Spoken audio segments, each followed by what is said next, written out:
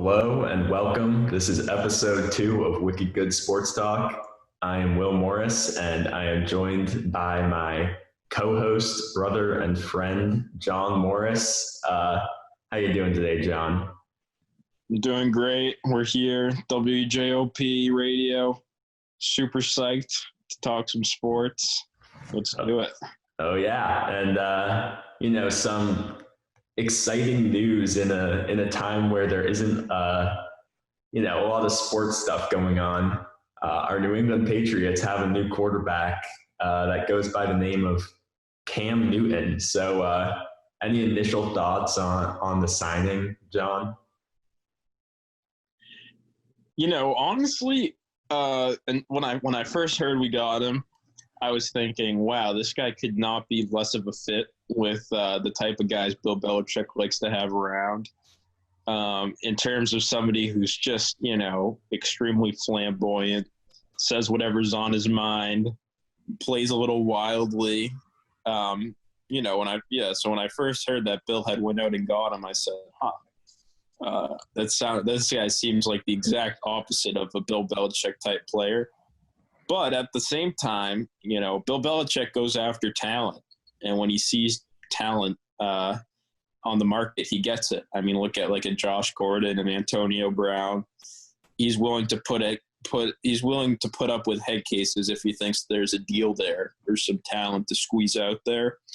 And, I can imagine Josh Daniels and Belichick putting together a very creative offense for him to work with, and just using his skill set as not only a quarterback with a strong arm, but a quarterback with great legs who can get all over the field. Yeah, so sort of getting into the nitty gritty of the contract. It's a 1-year deal worth $1.05 million. So that's the minimum contract for a quarterback. And only $550,000 of that money is guaranteed. So it's an extremely low risk deal for the Patriots. I mean, this is just a very tiny salary. I know $1 million is a ton of money, but in the NFL, this is a very small contract, and so definitely a low risk sign for us. Something that if the experiment rather doesn't work out, it's not going to really hurt us too much in the future. Yeah, that's absolutely right. Yeah, and I think it's interesting you brought up sort of how he's not like a typical Patriot, like not very humble, sort of a flamboyant guy, if you will. But I think he's definitely different from, like an Antonio Brown or a Josh Gordon. Cam Newton. Yeah, he's kind of just, quite frankly, cocky. But he's done really good things for the community of Charlotte in North Carolina. He played for the Carolina Panthers before coming to the Patriots, and he did great things there. Was beloved by the organization, by the city and the state. So yeah, he definitely, although maybe a flamboyant guy, definitely someone who seems like still has a high character. Yeah, I would agree with that. And when I brought him up, I wasn't saying that those guys fall into a similar category of player, but more that Bill Belichick, if he sees talent on the market, he'll go for it, even if there are some question marks. Yeah, for sure. I think it's also interesting because, you brought this up, like you're interested to see what kind of offense McDaniels and Belichick are able to put together. Because this guy Cam Newton is the opposite of Brady. He's 6'5", 245 pounds. has a rocket arm, can run all over the place. Brady, you know, he's 6'3", but he's pretty skinny. Not very strong. Doesn't have a huge arm, but really accurate. Newton, more of a gunslinger type, if you will, and then has that running aspect of that game. And not just like on the field, but also Brady, a guy who was a 6th-round draft pick. Cam Newton, sort of a prodigy who was the number 1 overall pick of the 2010 NFL draft. So it's going to be a big change. It's going to be a lot different. Yeah, they truly are opposites in a lot of ways. Yeah, so I guess my question for you is, what are you expecting out of Cam Newton this season? Do you think, do you think he's like a top 10 quarterback in the NFL, or he's going to be a top 10 quarterback in the NFL? Do you think he's going to return to, his prime, where in 2015 he won the NFL MVP and led his team to the Super Bowl? Or do you think he's just going to totally fizzle out and Jarrett Stidham will take the job from him? I don't think he's going to fizzle out. I think he's going to have a good year. I think if he has anything left in the tank, Bill Belichick is going to squeeze it out. I could picture the Pats going 11-5, 10-6 now with Cam Newton. And I think he's going to have a good year. Yeah. And I know, in our first episode, you were sort of talking about like ceiling and floor for the Patriots this year. And I think we both agreed that the ceiling was in that like 10-6, 9-7 area. And the floor was really low, like 3 or 4 win team, 5 win team, something like that. And now it sounds like your expectations have changed in a major way, that, you're expecting a pretty solid year from us. Yeah. I mean, I'm thinking like playoff team, win a game and win a playoff game, Yeah, for sure. I think my only concern with Cam Newton is not like, how good of a player he is. I think, he still has a rocket arm. He's still super strong. He's still fast. I think the concern with him is just the injuries.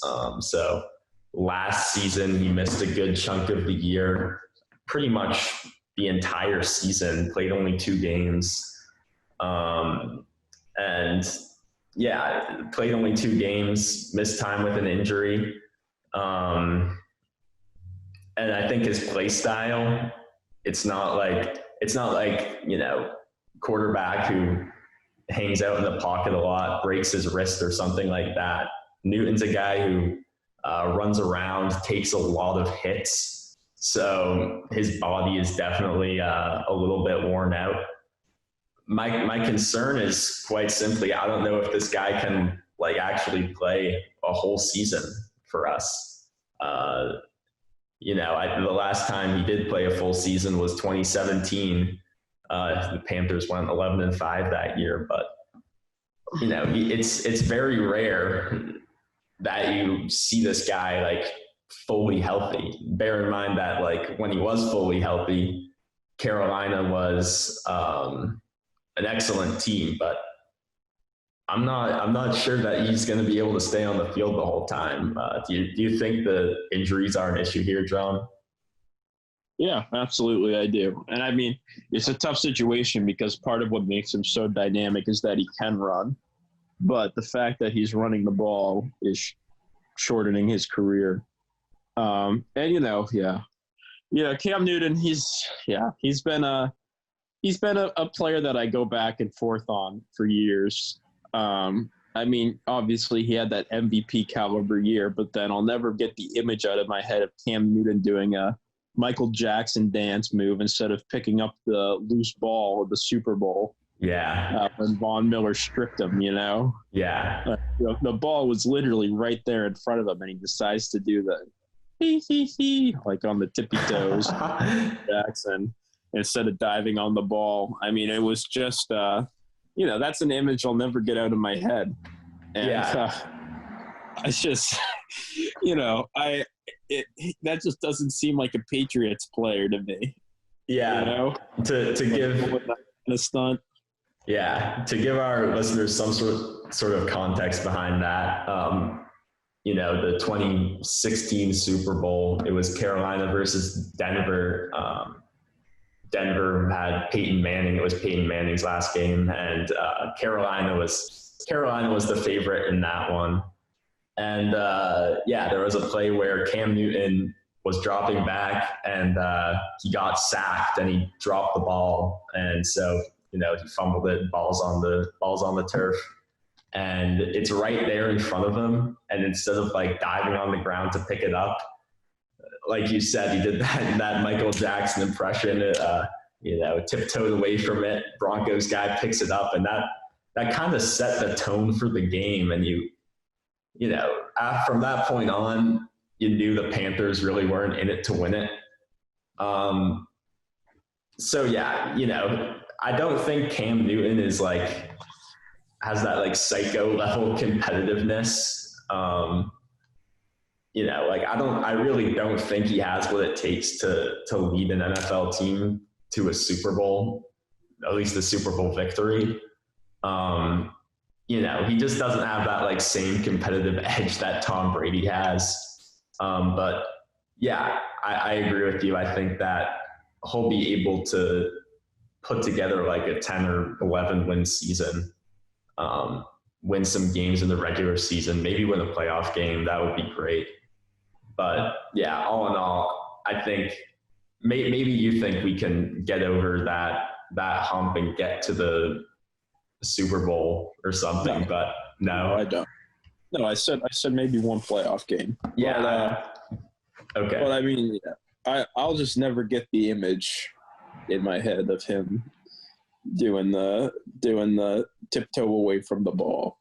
I mean, just if you're not going to do it in that game, there's got to be something wrong with you. Yeah. I mean, in the moment, maybe I would freeze too, but he's a professional football player. But the thing is, it wasn't even like the ball was in a big crowd of people. It was wide out in the middle of the field. He could have dove on that ball uncontested, Yeah. It's just, if you're listening to this, watch the clip. It's brutal, and it'll make you just puzzled about how this guy is a professional football player, how he managed to get to this stage. Yeah, and I know that's the way that season ended, but I think that season as a whole was pretty remarkable, and it's probably what his career will be remembered for. The Panthers won 15 games, and Cam Newton won NFL MVP. So, yeah, the guy obviously has a lot of talent. I don't know if he's going to be able to get back to that place where he was because of the injuries. His body's definitely worn down.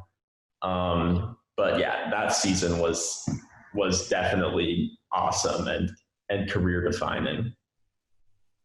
So yeah, I guess one more question for you on the Cam Newton topic would be, I know last time we talked about the Patriots wide receivers, and I think our conclusion was they're not any good. And Stidham's probably going to struggle.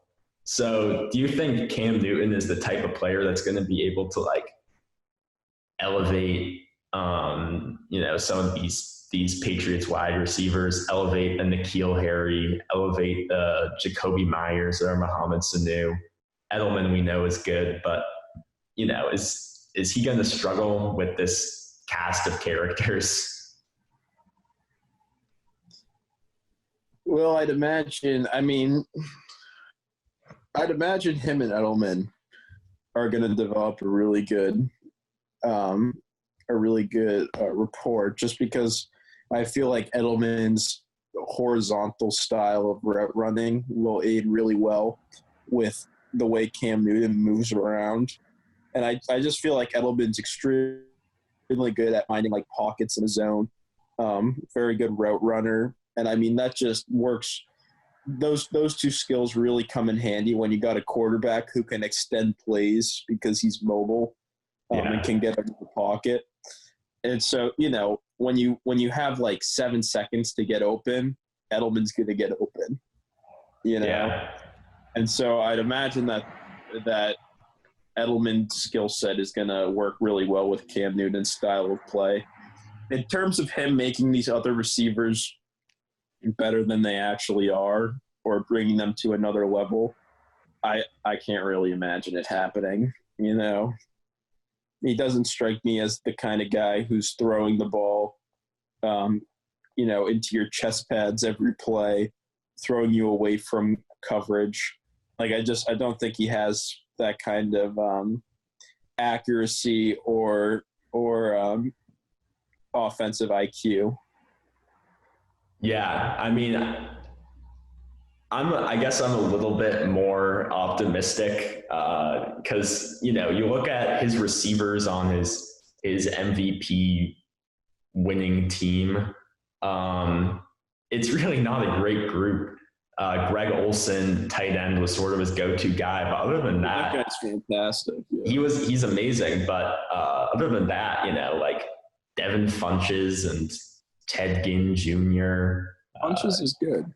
Funchess that season had 31 receptions for 473 yards. Ted Ginn had 739 yards.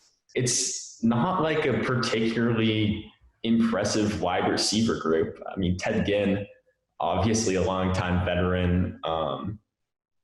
So, you know, like vets are always good to have on the team, older guys who know the ropes. But I think that there's a chance that Newton is able to elevate a N'Keal Harry to at least some degree. You know, Stidham's a younger guy who would probably just need, like, I don't think Stidham was going to elevate any of those receivers. I think Newton at least has a chance to. Yeah. Yeah, you're right. He has a chance to. Stidham absolutely would not have. Yeah.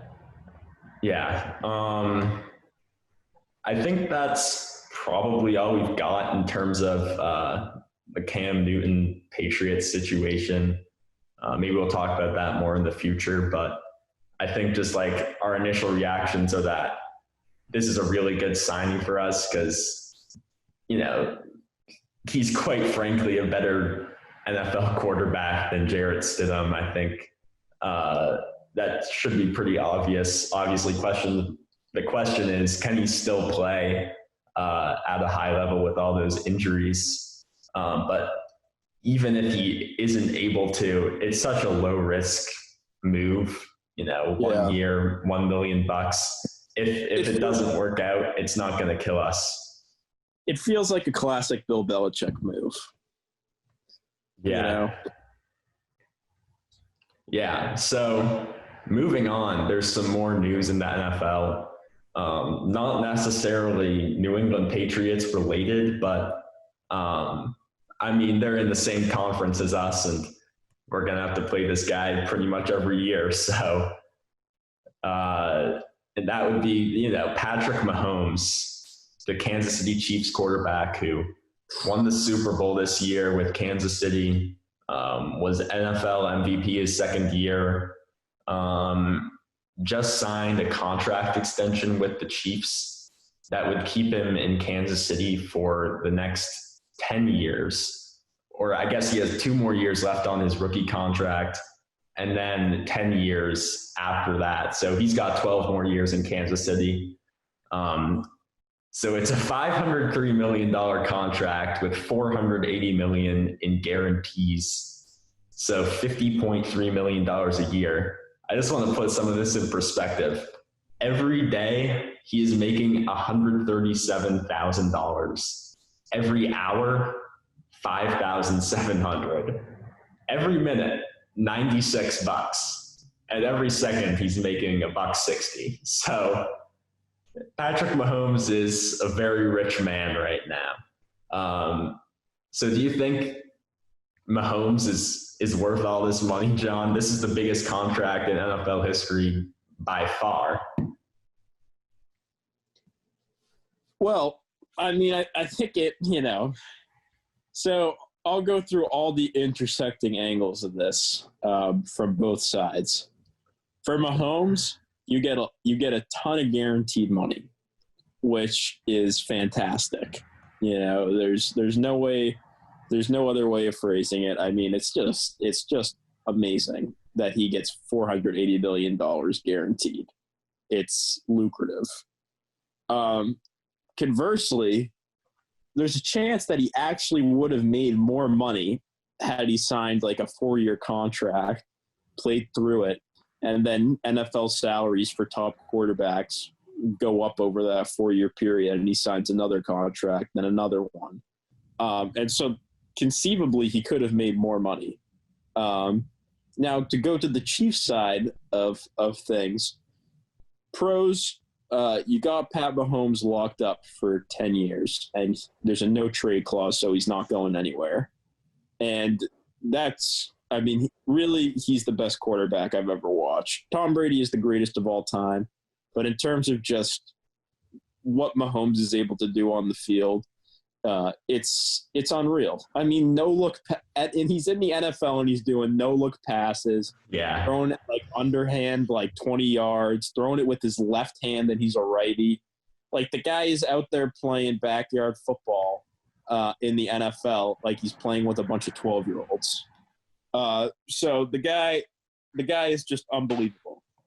And so if you're the Chiefs, you're saying, this guy is on our team for 10 years, and we're going to be making the playoffs as long as he's healthy every single one of those years.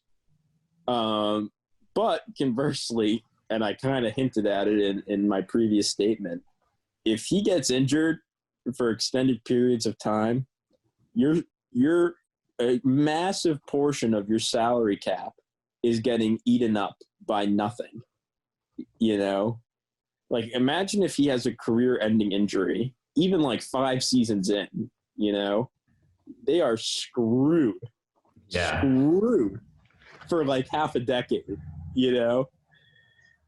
Like, it would be a disaster. And so it's a very interesting situation. And I'll say this, honestly, if I'm the Chiefs, I'm more focused on having a good O-line than having good receivers. Because Mahomes is so good, you can give him the get-along game, and he'll throw for like nearly 5,000 yards every year, Yeah. But you don't want that guy getting hit. Like, you want that guy getting like touched. I'm not even talking about a hit. I'm talking about a skim. You want that like maybe twice a game. You want like a sack every 8 games. Like, you do not want that guy getting so much as a breeze against his skin. He is your everything with that contract. Yeah, 10 years it's a lot of years. I mean, in football, it's a dangerous game. Guys get injured. Alex Smith, the Redskins quarterback, takes a hit, and he broke his leg so bad they thought that he might have to get it amputated. This is a rough game, and one play can destroy everything. So, yeah, 10 years is just a little much for me. But if that's like the contract Mahomes and his agent were commanding, if you're the Chiefs, you kind of got to give it to him, right? I mean, you can't afford to let this guy walk. He's so insanely good. Yeah, you don't want to play him, that's for sure. Yeah. So if I'm the Chiefs, like, I'm happy I have him for this long, but I'm also like really scared because things could get real bad real quick. But every single Chiefs game, the Chiefs owner is going to be sitting in the like a room. I think that was kind of scratchy. You want to say that again, John? Oh, I was saying every single game, the Chiefs owner is going to be sitting in the booth, shaking like a Roomba. Yeah. Because like you just, oh God, every time Mahomes drops back in the pocket, like, man, I don't know. But Will, if you could give a 10-year contract to anybody right now in any sport, a Mahomes-like contract, 10 years, $500 million, $480 million guaranteed, who would you give that contract to? Yeah, so it's a good question. You started talking about, since we're on the NFL right now, I'll just say in the NFL, there's nobody. The only person I would consider would be Lamar Jackson, the Ravens quarterback, who he didn't like take a ton of hits this year, despite being a guy who runs around all the time. But his play style still scares me. You see it with Cam Newton. These guys who run around a lot, they just have shorter careers. Michael Vick had a fairly long career, but he wasn't super good by age 34 or something like that. So in the NFL, there really isn't anyone I'd consider other than Lamar, and I probably wouldn't give him a contract. I think in the NHL, the only one would be Connor McDavid there on the Oilers. I think he's a star, and he's in his early 20s still. Prodigy type guy, right there with Sidney Crosby in terms of Connor McDavid's awesome. I know the Oilers haven't been a great team, but he's definitely the real deal. But again, hockey's a really rough sport. So, and guys last a while just because they're so tough. But yeah, I don't know if I'd like give someone a 10-year contract in the NHL. I think the NBA is where things get interesting because you actually see guys have really long careers, and you want to keep them on your team for as long as you can. So I think like currently in the NBA, there's a lot of guys that I would consider. Like a fringy guy that comes to mind would be like someone like Nikola Jokic, and then Luka Doncic and Giannis Antetokounmpo are two current NBA players that I think are like just insanely good that I would give 10-year contracts to tomorrow. I knew you were going to bring up this question. So the one I was going to ask you about, and I have another guy I want to get to later besides the one I'm about to bring up, but I didn't list Zion Williamson because I think he's awesome, but this has sort of been an injury-themed episode, but I really worry about him with those injuries. God, no. I would not give Zion a 10-year contract. I mean, just his style of play is just begging for it. I mean, you look at a guy like Luka. Luka, if I could pick one guy in any sport right now to give that contract, I'm giving it to Luka Doncic. Because he has an extremely sustainable style of play. He's not charging into the basket, putting a ton of pressure on his knees. He's not a vertical player. He's just extremely crafty and skilled. And that's something that's just going to continue to stay with him as he ages. He's a guy who, I mean, don't get me wrong. It's not like he has a super slow first step or anything. But, I mean, it's not like he's using his first step to get past people. He's using his skill. you know? And so to me, his game is just going to age like fine wine. Like he's not going to get any worse, you know? And I feel like just the way he plays is just not something that's begging for injuries, particularly in the joints, like the knees, where the knees to ankles, where a lot of NBA players, find themselves in injury trouble.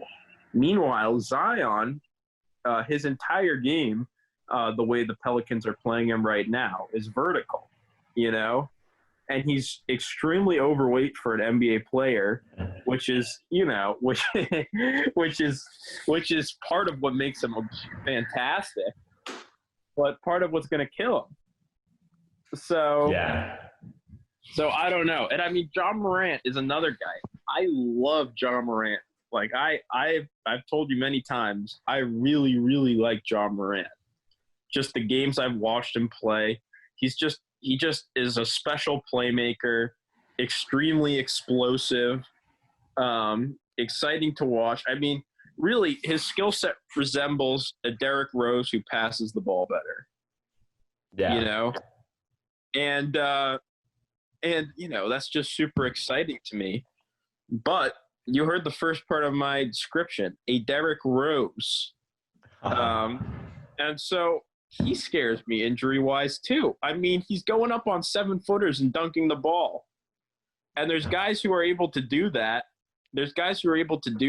Like Russell Westbrook. But Russell's got a lot more meat on the bones. Yeah. And he's 5, you know? Yeah. Ja Morant's listed at, I think it was 6'2", and then it got bumped down to 6'1". And he's not heavy. He's light. He's tiny. He's tiny. And so just to play like that, I mean, to be banging it down low all the time, to be dunking the ball on 7-footers, that's just something that scares me for him, just like Derrick Rose, you know? Yeah, so I'm with you there. I think Morant, well, first off, I think Morant is great, but I just don't really think I just personally don't really think he's on that same tier as a Zion Williamson or a Luka Doncic in terms of just like being good at basketball. I just don't think he's that level player. But yeah, Zion and Ja, both more like violent guys that are going to take the ball to the rim and try to dunk on you. So neither of those guys I would give 10-year contracts to. Luka Doncic, I would undoubtedly give one to instantly. Just to put in perspective how spectacular he was this season. So Dallas had a not so great roster. I mean, Kristaps Porzingis, borderline all-star level player, but other than that, you know, guys like Dwight Powell, Tim Hardaway Jr., Dorian Finney-Smith, it's not a great supporting cast. They were still a firm playoff team in the West. And not only that, but Dallas this season was first in the NBA in offensive rating. And they weren't just first in the NBA. They were the best offense of all time in terms of offensive rating. And that's better than like the Steph Curry, Kevin Durant, Klay Thompson, Golden State Warriors. Luka was averaging 28.7 points, 9 assists, and 9 rebounds per game on this team. And that's at 20 years old. And as you mentioned, he's a much more, skilled player, not like super fast, but like a crazy handle, just like really skilled with his counters and his step backs, crazy good floater game. Passer. Yeah, he is an amazing basketball player. We actually were lucky enough to in the TD Garden. In his rookie season, I think he hit like a half-court buzzer beater at halftime. Yeah. So he's an amazing player that I would give a 10-year contract to in a heartbeat. there's one more basketball player I wanted to bring up. And he's not in the NBA right now. As a matter of fact, he's not even in college right now. I guess he'll be in college next year, but for now, he just graduated from high school. And he goes by the name of Cade Cunningham. You know anything about Cade Cunningham, Johnny? Well, I can't say I've watched a ton of his games. I have watched some of his highlights, but I mean, he's without a doubt an extremely special player in terms of his size, speed, athleticism, and then passing vision. Yeah. So, in my opinion, I like watching, like potential NBA prospects before they get into the NBA. And Cade Cunningham is a guy I've circled, and many have as well, as like a potential generational prospect. So he's 6'8", but he's a point guard, and unlike Luka Doncic, who we were talking about, Cade Cunningham has like a legit first step, and is super, super bursty. He's also insanely strong, like really strong, powerful driver. Defensively, he can defend anyone. His foot speed is great. He's really aggressive. And then the shot was sort of a question mark for him. It seems like he's cleaned it up a lot to the point where, he's not like hitting step backs yet, but he's only 18, but he can hit pull-up shots from 3 and from mid-range, can shoot off the catch. And then his passing vision is legitimately special. You don't see 18-year-olds who can pass like that. But I just want to put into perspective how dominant of a player Cade Cunningham was in high school. So Cade Cunningham goes to Montverde, which is sort of a basketball powerhouse in California. And he had a ton of great players on his team. Moses Moody, Scotty Barnes, Dariq Whitehead, some really, really great players. But Cade Cunningham was like the undisputed man on this team. He, nice shades, but he ran the show. And this team, they're a basketball powerhouse. They're playing all the best teams from around the country. And you know what their average margin of victory was, John? 40. You're right. I knew it. You knew it. Yeah, I might have told you earlier. But so they're winning every game by 40 points, playing the best high school teams in the country. And Cade Cunningham is pretty much the reason why they're doing that. He's just a guy that you can't really like pinpoint a weakness in his game. And I know he's only 18. He hasn't even stepped foot on the college campus yet. He'll be going to Oklahoma State next year. But I'm so confident that this guy is going to be a star that I would give him a 10-year contract right now. Huh. Wow. That's quite high praise. Yeah. I mean, I do want to say, I feel like it's a false narrative. And I mean, I said it myself too, but I want to clarify one of my points. I think it's a false narrative that Luka Doncic is unathletic. I think it's more that he's unathletic compared to other NBA superstars. Yeah. Like compared to other players that are in his tier, first team All-NBA type guys. He's without a doubt the least explosive, jumpy out of all those guys. But I mean, he still is pretty quick, I agree. And it's something he's like actually made like visible improvements with. I think like a common misconception is that like, these like draft prospects can't improve their like burst and like quickness and stuff. Like, obviously, you're not going to go from big baby Glenn Davis to Usain Bolt or something, but you can make improvements in terms of like burst and speed. And Luka Doncic is a perfect example of that. I'm more of, I brought up Cade Cunningham in the context that like Cade has vertical athleticism and his first step is like there, So yeah, in my opinion, like I'm not saying Cade's going to be better than Luka Doncic. What Luka did this year was really quite special, but I think Cade is definitely like in that same mold, and he has a chance to be a hell of a player. Yeah, I completely agree. I mean, he's special. Yeah.